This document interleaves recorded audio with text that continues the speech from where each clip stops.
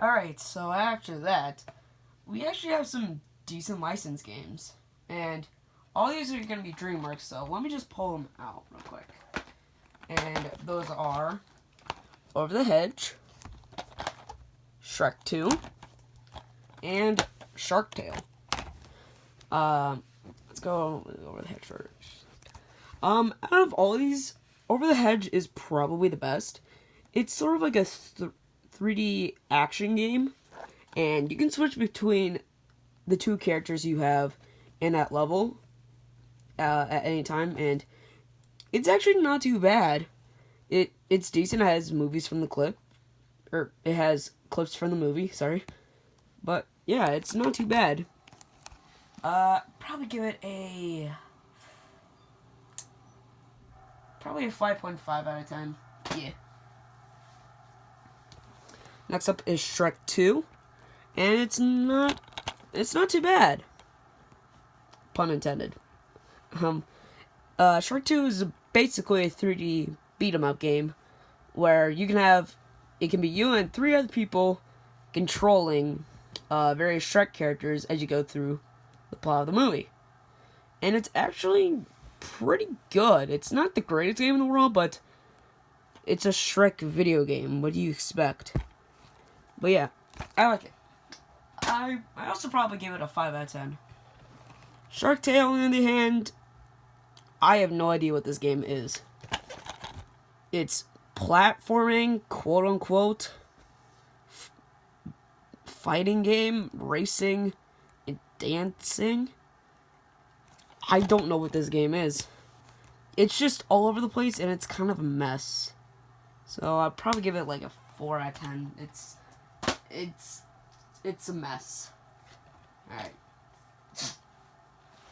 Next up is gonna be the 2 Lego games.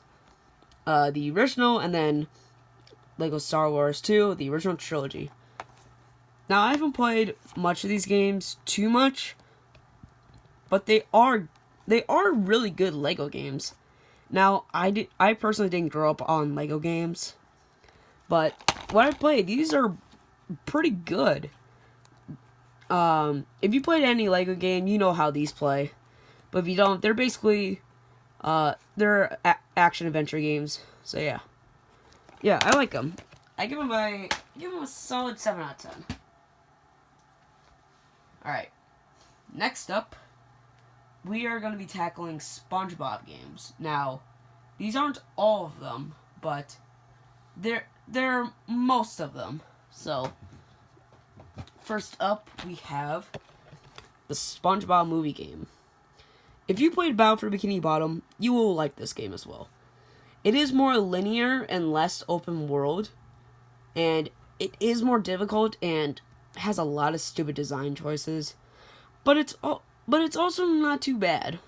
It's not the worst SpongeBob game ever, and I enjoy it. So I'd probably give it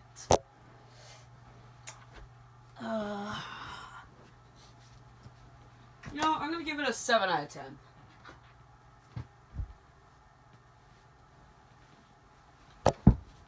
Second here.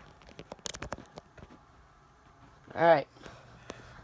Next up is Lights, Camera, Pants. A party game. That's what I'm trying to say. And to be honest, sometimes I'd rather play this than Mario Party. The reason is because sometimes you have your friends over and they don't understand Mario Party. But with these, it's just minigames, so they can jump into it, and it's SpongeBob. So yeah, Lights, Camera, Pants, I consider the second best SpongeBob game ever. So yeah. I would love to see this game remade or ported, like what they're doing with Battle for Bikini Bottom. So I'd probably give this a solid 8 out of 10. That's a great game. But these next two, not so much.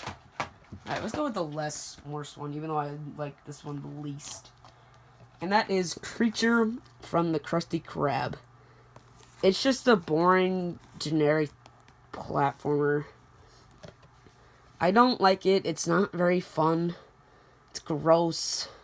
As you can see, it's ew. I just find this game super boring. And the other game is technically worse, but I like that one more because you can joke around with it. But with this, no. I give this, like, I give it a 2 out of 10.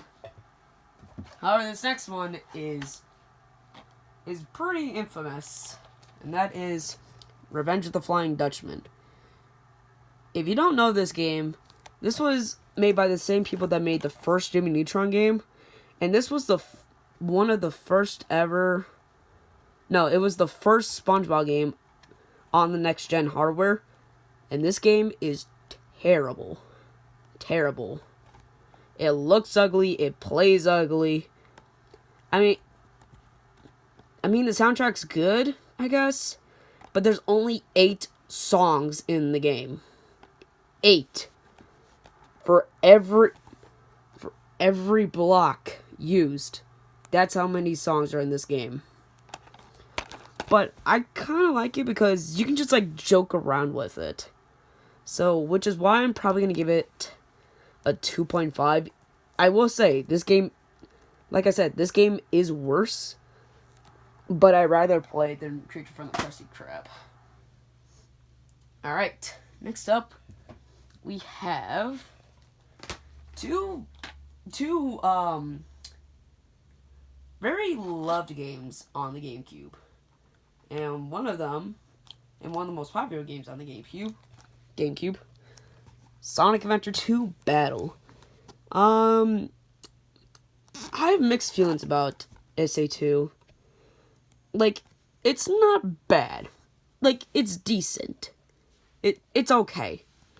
The speed missions are fun, the treasure hunting stages suck, and then the mech stages are also kind of fun. But I just kind of lost interest in this game when I lost my save file for it. Yeah. And that was right at the end, too.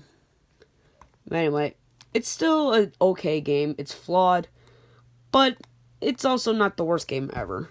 So, I'd probably give it a 6.5 out of 10. Now, this next game is actually my favorite Sonic game of all time. And if you've done process of elimination, you probably guessed that it is Sonic Heroes. I don't know why, just something about this game just draws me to it. I like the levels, I like the soundtrack, I like the gameplay. It's just overall a really fun game. It's not perfect, like getting the Chaos Emeralds is stupid, but I also enjoy it. I also might be biased because this was the first ever GameCube game I got, and I had no memory card. I don't know what I was thinking as a kid. Anyway, I give Sonic Heroes a 7.5 out of 10.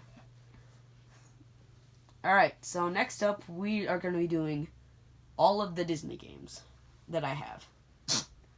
And most of them are kind of bad, but some of them are actually okay. Like this one, Pig with Big Game. You would not expect this game to be good.